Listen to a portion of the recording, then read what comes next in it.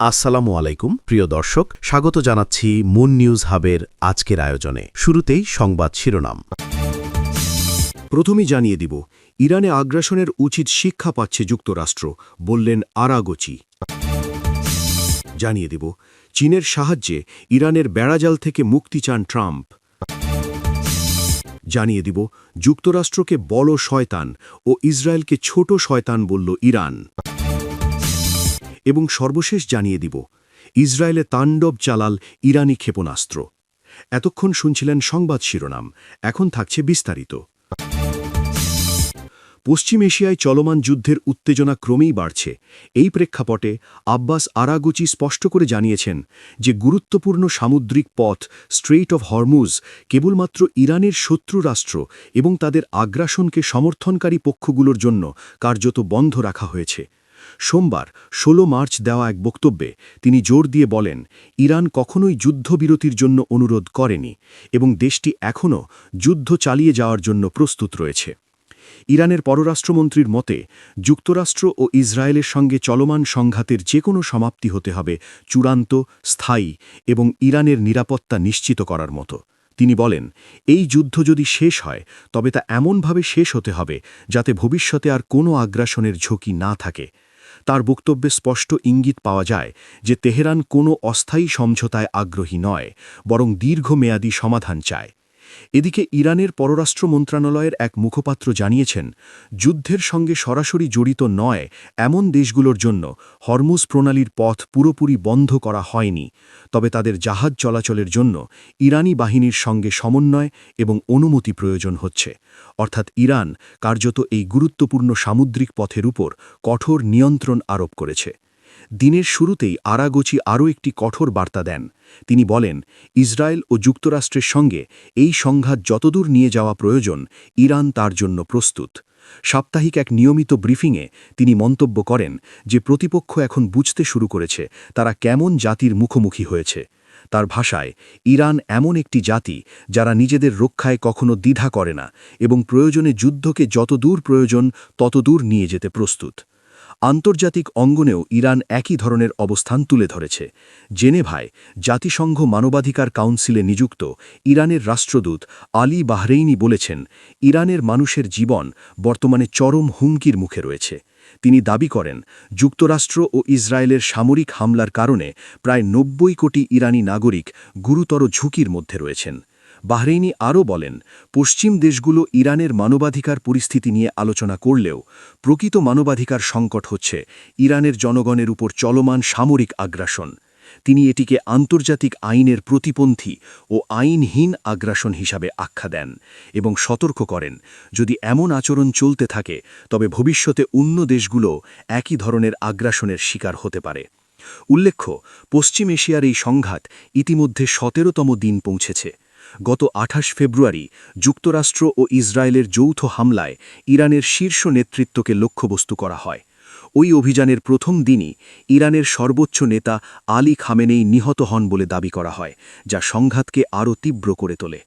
এই ঘটনার প্রতিশোধ নিতে ইরান অঞ্চল জুড়ে মার্কিন সামরিক ঘাঁটিগুলোতে ড্রোন ও ক্ষেপণাস্ত্র হামলা চালায়। পাশাপাশি দেশটি ঘোষণা দেয় যে হরমুজ প্রণালী কার্যত বন্ধ করা হয়েছে। এই প্রণালীটি বিশ্বে তেল পরিবহনের অন্যতম গুরুত্বপূর্ণ পথ, যার মাধ্যমে বৈশ্বিক জ্বালানি সরবরাহের প্রায় ২০% পরিবাহিত হয়। এর ফলে বিশ্ববাজারে তেলের দাম দ্রুত বাড়তে শুরু করেছে। অপরিশোধিত তেলের দাম প্রতি ব্যারেল $১০০ ছাড়িয়ে গেছে এবং যুদ্ধ শুরুর পর থেকে তেলের দাম প্রায় ৪০% বৃদ্ধি পেয়েছে। এই পরিস্থিতিতে যুক্তরাষ্ট্রের প্রেসিডেন্ট ডোনাল্ড ট্রাম্প অভ্যন্তরীণ এবং আন্তর্জাতিক চাপের মুখে পড়েছেন। বৈশ্বিক জ্বালানি বাজারে অস্থিরতা দেখা দেওয়ায় ট্রাম্প প্রশাসন বাজার স্থিতিশীল করতে এবং বাণিজ্যিক জাহাজ চলাচল পুনরুদ্ধার করতে জরুরি পদক্ষেপ নেওয়ার চেষ্টা করছে। তবে পরিস্থিতি এখনও অত্যন্ত উত্তেজনাপূর্ণ এবং যে কোনো সময় সংঘাত আরও বিস্তৃত আকার নিতে পারে বলে বিশ্লেষকরা আশঙ্কা করছেন। বিশ্ব রাজনীতিতে নতুন করে উত্তেজনা সৃষ্টি করেছে পশ্চিম এশিয়ার চলমান সংঘাত এবং গুরুত্বপূর্ণ সামুদ্রিক পথ স্ট্রেইট অফ হরমুজ বন্ধ হয়ে যাওয়ার ঘটনা। এই পরিস্থিতিতে মার্কিন প্রেসিডেন্ট ডোনাল্ড ট্রাম্প এক বিরল কূটনৈতিক উদ্যোগ নিতে যাচ্ছেন। বাণিজ্য বিরোধ এবং বৈশ্বিক উত্তেজনা কমাতে তিনি শিগগিরই চীন সফরে যাওয়ার পরিকল্পনা করছেন। তবে সফরের আগে তিনি নতুন একটি শর্ত জুড়ে দিয়েছেন। হরমুজ প্রণালী পুনরায় খুলে দিতে চীনের সহায়তা চান তিনি। মূলত চীন ও যুক্তরাষ্ট্রের মধ্যে চলমান বাণিজ্য বিরোধ, প্রযুক্তিগত প্রতিযোগিতা এবং কৌশলগত উত্তেজনা কমানোর লক্ষ্যেই এই সফরের পরিকল্পনা করা হয়েছে। কিন্তু বর্তমানে মধ্যপ্রাচ্যের যুদ্ধ পরিস্থিতি এবং হরমুজ প্রণালীর সংকট পুরো আলোচনার কেন্দ্রবিন্দুতে চলে এসেছে। ইরান এই গুরুত্বপূর্ণ নৌপথ বন্ধ করে দেওয়ার ফলে বিশ্বব্যাপী তেলের সরবরাহ মারাত্মকভাবে ব্যাহত হয়েছে। বিশ্বে মোট তেল পরিবহনের প্রায় 1/5 এই প্রণালীর মাধ্যমে যাতায়াত করে। ফলে প্রণালী বন্ধ হওয়ায় আন্তর্জাতিক বাজারে তেলের দাম দ্রুত বেড়ে গেছে এবং নতুন এক বৈশ্বিক জ্বালানি সংকটের আশঙ্কা তৈরি হয়েছে। এই সংকট মোকাবিলায় ট্রাম্প আন্তর্জাতিক সহযোগিতা বাড়ানোর চেষ্টা করছেন। তিনি ফ্রান্স, জাপান, দক্ষিণ কোরিয়া এবং যুক্তরাজ্যের মতো গুরুত্বপূর্ণ মিত্র দেশগুলোকেও আহ্বান জানিয়েছেন যাতে তারা একযোগে কাজ করে হরমুজ প্রণালীর নিরাপত্তা নিশ্চিত করতে পারে। তবে কৌশলগতভাবে সবচেয়ে গুরুত্বপূর্ণ লক্ষ্য হচ্ছে চীনকে এই উদ্যোগে যুক্ত করা। রোববার প্রকাশিত এক সাক্ষাৎকারে ট্রাম্প বলেন, যারা এই প্রণালীর মাধ্যমে তেল পরিবহনের সুবিধা পাচ্ছে তাদেরই এই পথ নিরাপদ রাখার দায়িত্ব নেওয়া উচিত। তিনি সরাসরি উল্লেখ করেন যে চীনেরও এই দায়িত্ব ভাগ করে নেওয়া উচিত। ট্রাম্প জানান তিনি মাসের শেষে চীনের প্রেসিডেন্ট জি জিনপিংয়ের সঙ্গে একটি শীর্ষ সম্মেলনে অংশ নেওয়ার পরিকল্পনা করেছেন। তবে সেই বৈঠকের আগেই তিনি জানতে চান বেজিং এই উদ্যোগে সহায়তা করবে কিনা। তিনি সতর্ক করে বলেন, যদি চীনের কাছ থেকে ইতিবাচক উত্তর না পান তাহলে তিনি তার পরিকল্পিত চীন সফর স্থগিত করার সিদ্ধান্ত নিতে পারেন। বিশ্লেষকদের মতে এই অবস্থান কূটনৈতিকভাবে অত্যন্ত অস্বাভাবিক, কারণ যুক্তরাষ্ট্র নিজেই ইরানের বিরুদ্ধে সামরিক অভিযান শুরু করেছে, অথচ এখন সেই সংঘাতের ঝুঁকি ভাগ করে নিতে চীনের কাছে সহায়তা চাইছে। অন্যদিকে চীন এই পরিস্থিতিতে তুলনামূলকভাবে সুবিধাজনক অবস্থানে রয়েছে।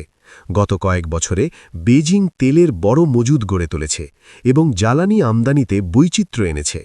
পাশাপাশি বায়ুশক্তি, সৌরশক্তি এবং বৈদ্যুতিক যানবাহনের মতো পরিষ্কার জ্বালানি খাতে বিপুল বিনিয়োগ করে তারা তেলের ওপর নির্ভরতা কমানোর চেষ্টা করেছে। ফলে দীর্ঘমেয়াদী তেল সংকট মোকাবিলায় চীন তুলনামূলকভাবে প্রস্তুত। বিশ্লেষকদের মতে ইরানও চীনের সঙ্গে সম্পর্ককে গুরুত্ব দেয়। বিশ্বের অন্যতম বড় ক্রেতা হিসেবে চীন ইরানের প্রধান বাজার। এমনকি কিছু সূত্রে জানা গেছে, যদি তেল লেনদেন চীনা মুদ্রা ইউয়ানে করা হয় তাহলে ইরান সীমিত আকারে কিছু ট্যাঙ্কারকে হরমুজ প্রণালী দিয়ে চলাচলের অনুমতি দেওয়ার বিষয়টি বিবেচনা করতে পারে। এদিকে চীনের অভ্যন্তরেও এই সংঘাত নিয়ে ভিন্নধর্মী প্রতিক্রিয়া দেখা যাচ্ছে। বেজিংয়ের কিছু বিশ্লেষক মনে করছেন, বর্তমান পরিস্থিতিতে ট্রাম্প কিছুটা বিচ্ছিন্ন হয়ে পড়েছেন। তাদের মতে ইরানের সঙ্গে যুদ্ধ শুরু করে তিনি বিশ্ব রাজনীতিতে অস্থিরতা বাড়িয়েছেন এবং এখন তার প্রশাসন সেই সংকট সামাল দিতে চাপের মুখে পড়েছে। চীনের রাষ্ট্রীয় মাধ্যম অবশ্য সরাসরি কোনো প্রতিশ্রুতি দেয়নি, তবে তারা বৈশ্বিক অনিশ্চয়তার এই সময়ে চীন যুক্তরাষ্ট্র সহযোগিতার প্রয়োজনীয়তার কথা উল্লেখ করেছে।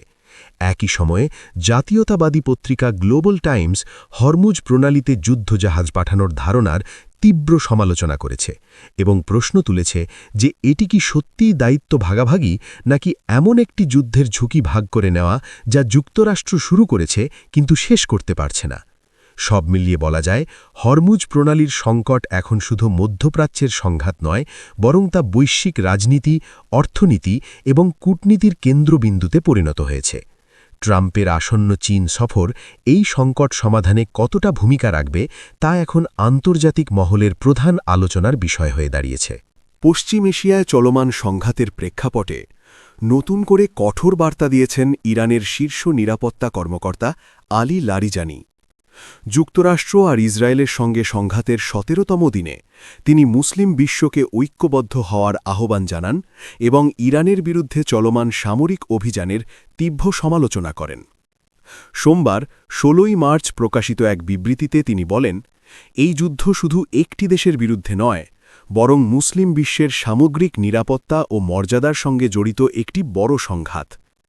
লারিজানি তার বক্তব্যে যুক্তরাষ্ট্র আর ইসরায়েলকে সরাসরি অভিযুক্ত করে বলেন, এই সংঘাত মূলত তাদের দ্বারা চাপিয়ে দেওয়া একটি অসম যুদ্ধ।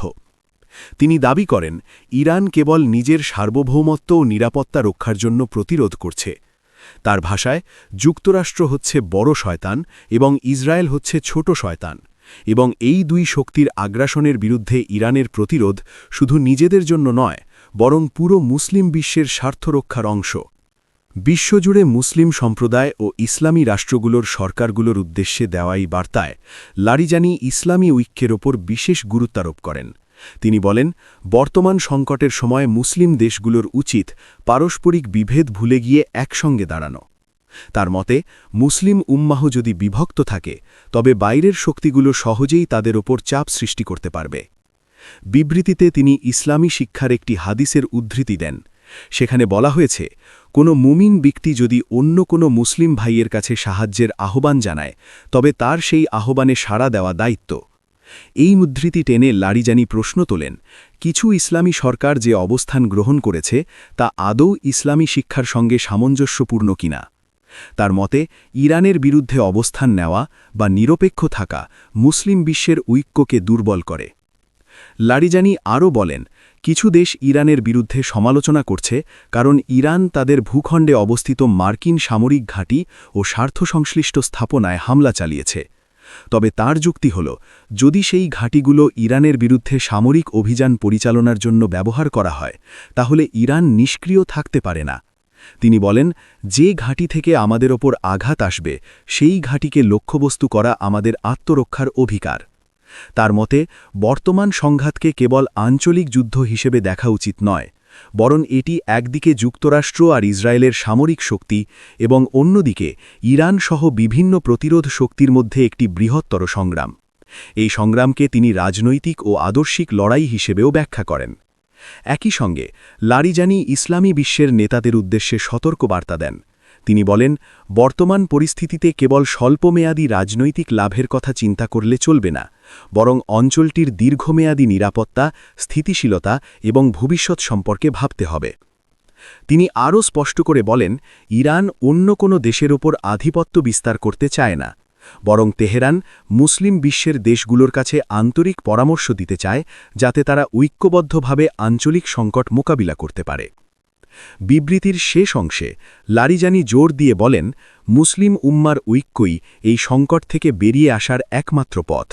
তার মতে, মুসলিম বিশ্বের দেশগুলো যদি পারস্পরিক সহযোগিতা ও সংহতির ভিত্তিতে এগিয়ে আসে, তবে তারা নিজেদের নিরাপত্তা, অর্থনৈতিক অগ্রগতি এবং রাজনৈতিক স্বাধীনতা নিশ্চিত করতে পারবে। বর্তমান সংঘাত সেই ঐক্যের প্রয়োজনীয়তাকে আরও স্পষ্ট করে তুলেছে বলেও তিনি মন্তব্য করেন।